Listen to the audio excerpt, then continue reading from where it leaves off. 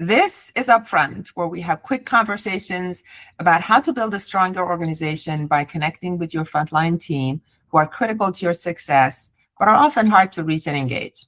Our guests are thought leaders who share real-life experiences and insights that you can actually put to work. No fluff, just real stuff at Upfront. I'm Sonia Sapaban, your host at Trivi, an easy AI-driven messaging and feedback tool with no apps or logins required.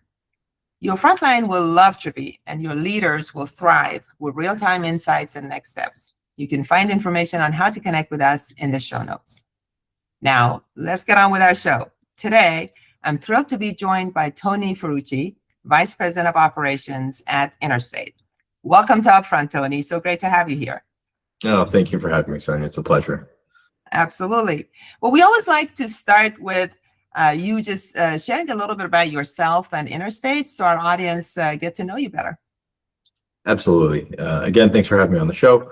As you noted, Tony Ferrucci, I'm a part of the fourth generation here at INTERSTATE. We're a 104-year-old lumber and building material supply company in Connecticut and New York, and I oversee operations for the business. So I've been here for about 3.5 years, and it has been an absolute joy.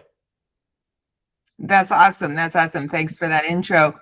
Now, I know from our conversation that INTERSTATE has built a very strong culture over these many decades, as you said, fourth generation, and enjoys really high employee retention, which in a lot of industries is really a very difficult challenge in terms of retention.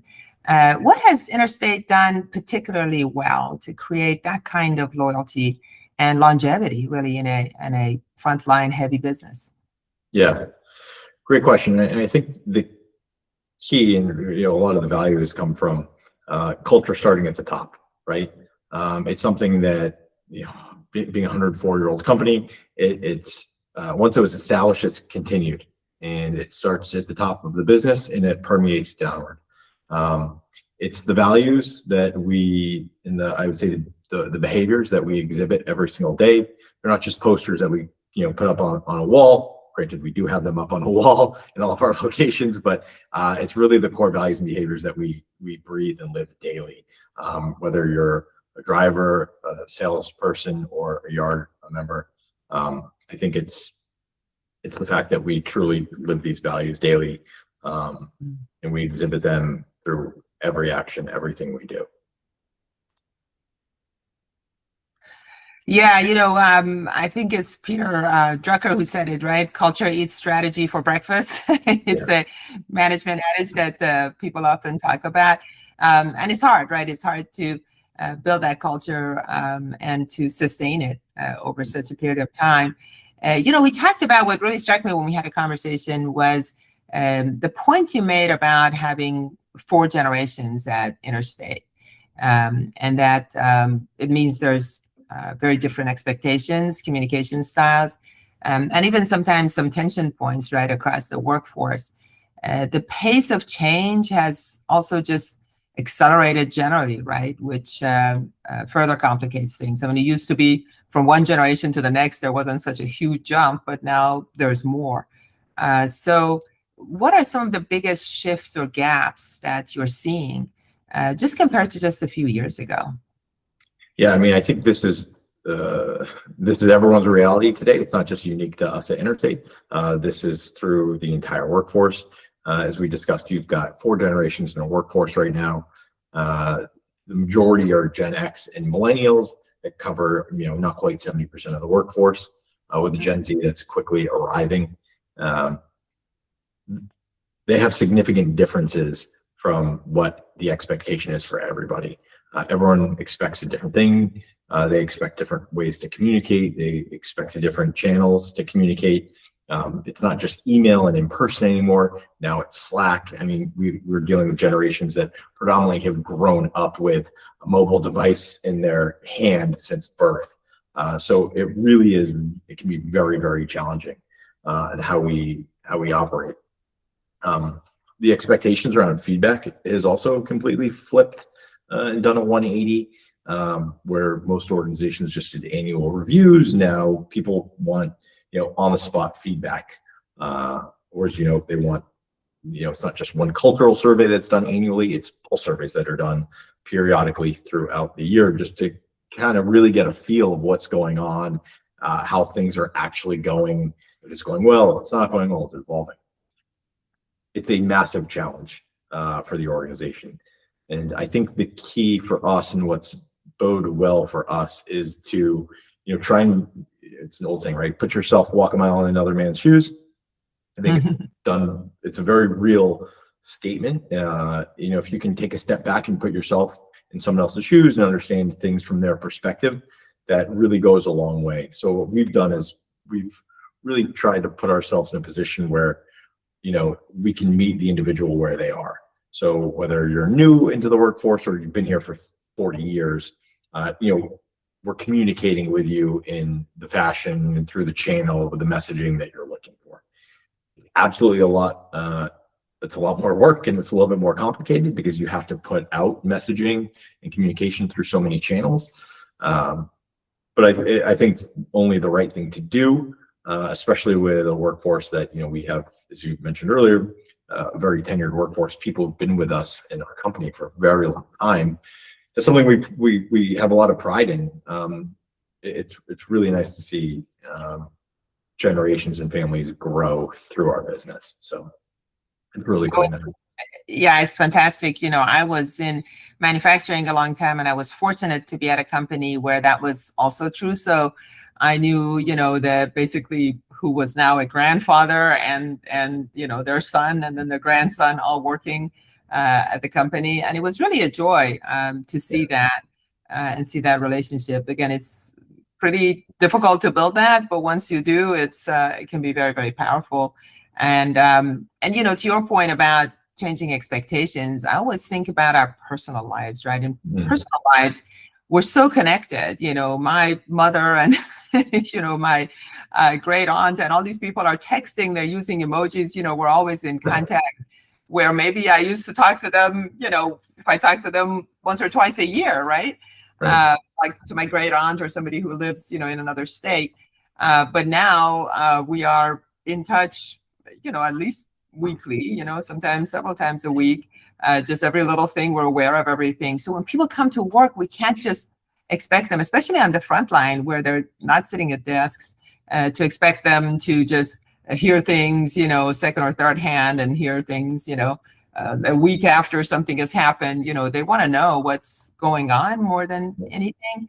And then you can't just ask them once a year how they're doing, right? I mean, I think that's important to keep doing the once a year ones. I mean, a lot of people do different kind of, the Q12 survey or different things that they've done for many years. It's important to keep that baseline and keep working on it. But so much changes every day that just relying on that is really just missing those key signals like you talked about, right? It's the importance of not missing key signals and really the risk that introduces into the business, right? When you miss those things, it's not just employee wellness. Of course, those are important, and satisfaction that we used to talk about with surveys. It's really what is lurking out there that you're not aware of, and the risk that introduces, right? For your long-term success, in your case, for the next 100 years, right? That's a plan. So can you speak a little bit to the specific strategies you're thinking of to achieve this, or what you're already doing, or maybe future things that you're thinking of doing to achieve this? I guess I'll call it continuous listening and lower friction ways of connecting with all your employees. Yeah, again, it's I think it's critically important that we meet individuals kind of where they are. So whatever channel we're reaching out to them by, for a perfect example, right? On the front line, we have drivers, right? Drivers really carry the brand. They are the last person that a customer sees. So if there's something that's going really well, they need to be notified. If something's not going well, they also need to be notified. Because again, it's the last individual that the customer will see, and the customer is really the crux of all of this, right? So if you're out on the road, as you noted earlier, you don't necessarily have a laptop sitting in front of you.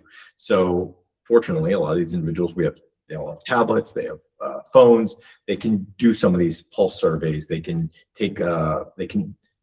communicate to them while they're traveling, while they're in motion. obviously not driving the vehicle, but when they stop somewhere and they're safe, they have regular access to it. They're in it on a daily basis. So we can communicate through a large section of the workforce through, whether it's mobile device or their phone. The individuals on the ground that we see daily, it's doing stand-up huddles in the morning, because some people still prefer a 15-minute stand-up, where the frontline manager is really the person who's driving the message. They're the listening device. They're also the megaphone to communicate that back up to the executive level, because at the executive level, we like to think we hear and understand what's going on, but we don't always have the closest finger to the pulse. So that frontline leadership level management really, permeating the message and delivering the message to everybody, but they're also the listening device to bring it back to us. So we have a few different ways of kind of going about it. Yeah, and I know your frontline supervisors have a lot of responsibility, right? I mean, your case, I think it's like by store. I think you have like 8 locations, and it's That's correct. By location, right? I mean, so they're responsible for everything across there, right? That's right. So when somebody is, let's say, we always like to get to the nitty gritty of this for our audience, right? So let's say somebody like one of your drivers, right? They need to get some information out to them about something, maybe the millwork had an issue, or something happened. So do they just like call them up and tell them? It's a bit of both, right? It's typically delivery instructions. Site superintendent or job foreman says, please put the material here, and it might not have been communicated before they left, but it's important, right? Because these aren't little, it's not a small delivery in most cases that they can just kind of pick up with 2 people and move it. You need large equipment and machinery to move these objects. So it is really important that the individual gets the notification. So we have to do a couple things. As I said, generally, like we send a text message, we give a phone call.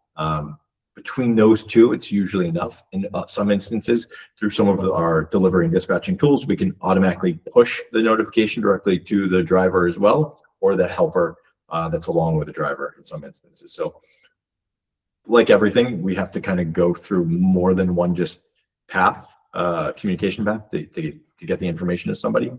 But it's important that it doesn't go lost. If you just send someone a text message, how do you know that they've received it?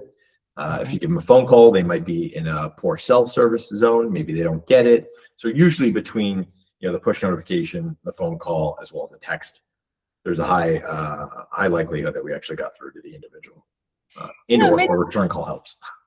Right. No, I get it. And so the foreman is doing all these things, and or this frontline supervisor, and let's say it's end of the week, end of the month. How is that recorded anywhere? Is there any way to know? Because I imagine over time you might start seeing patterns, right? I mean, certain types of millwork or certain kind of lumber that comes from a certain source, tends to have an issue. I mean, there's things like that you can discover over time if you could see it all, right? But is there any attempt at trying to? And by the way, this is kind of like extra credit, because I know this is hard to do.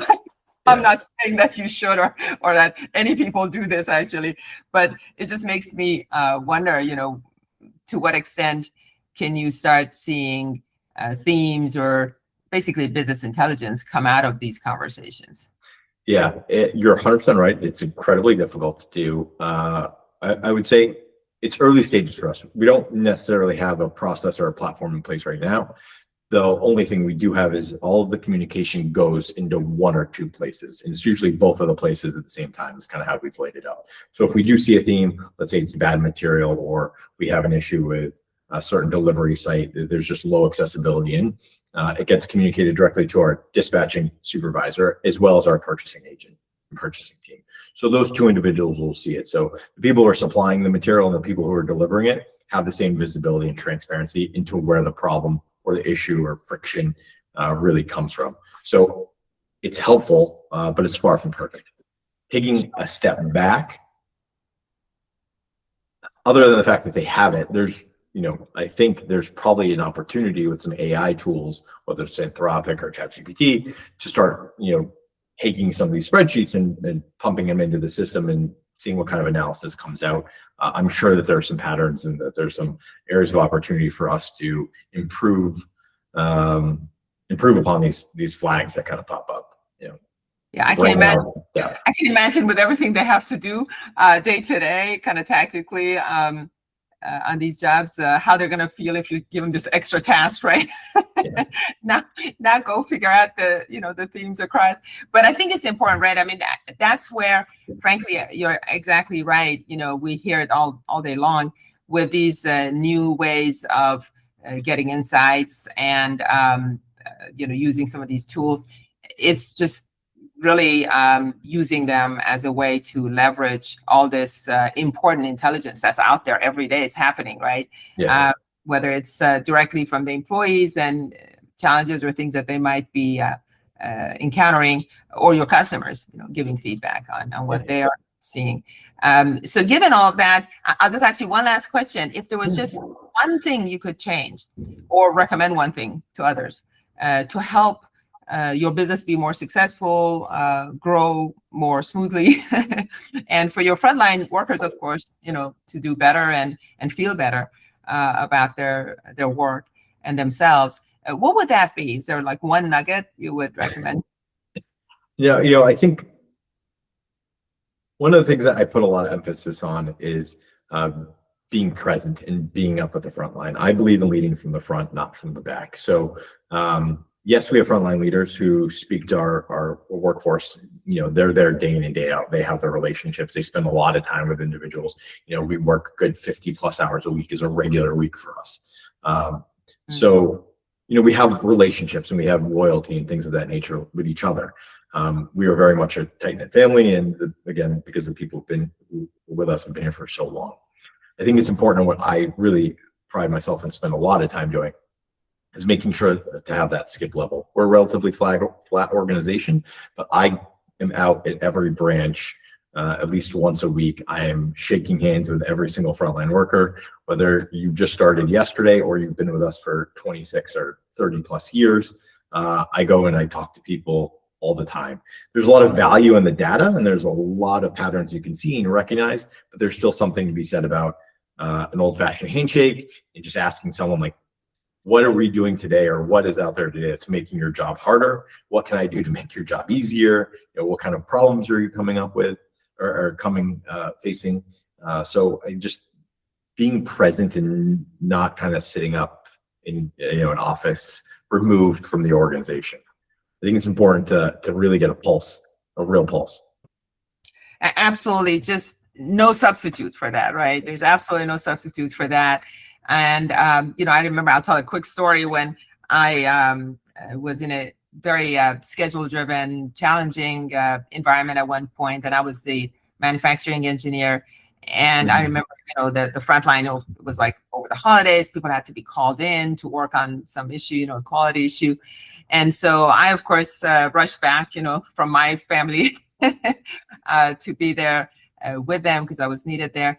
And, really my impulse, and I think it's a little bit similar to what you're saying, was that first day when I showed up and we had to all get back and we did the plans and things, I went home and I baked 2 banana breads. It's the one thing I know how to make well.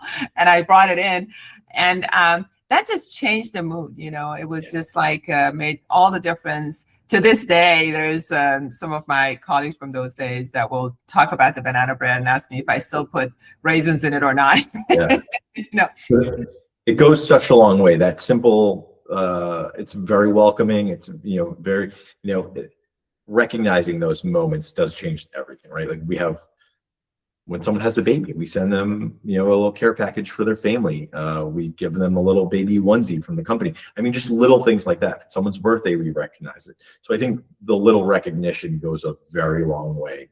And things like, if you have people who are working extra hours or you need them to come in on the weekends, they're willing to take that extra step because of the little things that you do, similar to bringing a banana bread to help, build the camaraderie amongst everyone. You haven't had my banana bread. Once you have it, you'll see it's really a big deal. And I love banana bread, so I look forward to it. Yeah. Well, look, I've really enjoyed this, Tony. I appreciate it. Thanks again for joining me on the Upfront podcast.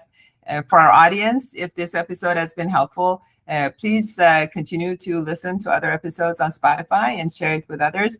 If you need help connecting with your frontline or Best Less employees, see the show notes for information on how to connect with us at Trivy, or just email us at upfront@gotrivy.com. That's upfront@gotrivy.com.